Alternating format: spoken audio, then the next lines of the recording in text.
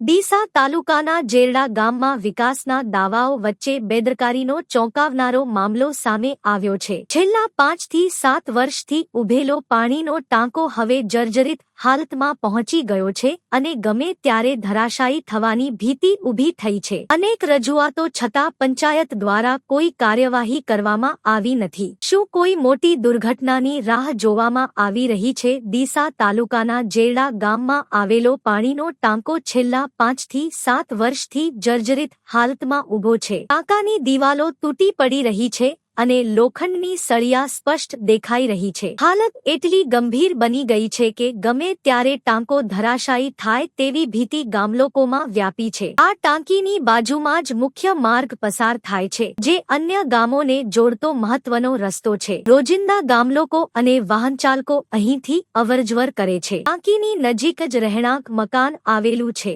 મકાન માલિકે વારંવાર જેરડા પંચાયતમાં રજૂઆત કરી હોવા છતાં કોઈ પગલાં લેવામાં આવ્યા નથી. ભયના માહોલ વચ્ચે અંતે મકાન માલિકે પોતાનું ઘર ખાલી કરીને ખેતરમાં રહેવા જવાનું પસંદ કર્યું છે. સ્થાનિકોમાં ભારે રોષ જોવા મળી રહ્યો છે અને હવે સવાલ ઉઠી રહ્યો છે કે શું પંચાયત કોઈ અનિચ્છનીય ઘટના બાદ જ જાગશે? અઠવાડિયું થયું મને અહીંયા ચાર્જ મળ્યા ને હું હાલ ચાર્જમાં છું અને સરપંચ સાથે મારી ચર્ચા થઈ એ મુજબ આ ટાંકી જર્જરિત છે એના માટે દરખાસ્ત કરી દેવામાં આવી છે તોડી પાડવા માટે, અને વૈકલ્પિક વ્યવસ્થા માટે અમે 2 નાણાં પંચની અંદર સંપ બનાવેલ છે. એ સંપમાંથી વિતરણ વ્યવસ્થા માટે નવા કનેક્શન અઠવાડિયામાં પડી જશે અને એની વિતરણ વ્યવસ્થા થશે અને એ પછી આ ટાંકીને ડેમેજ કરી દેવામાં આવશે.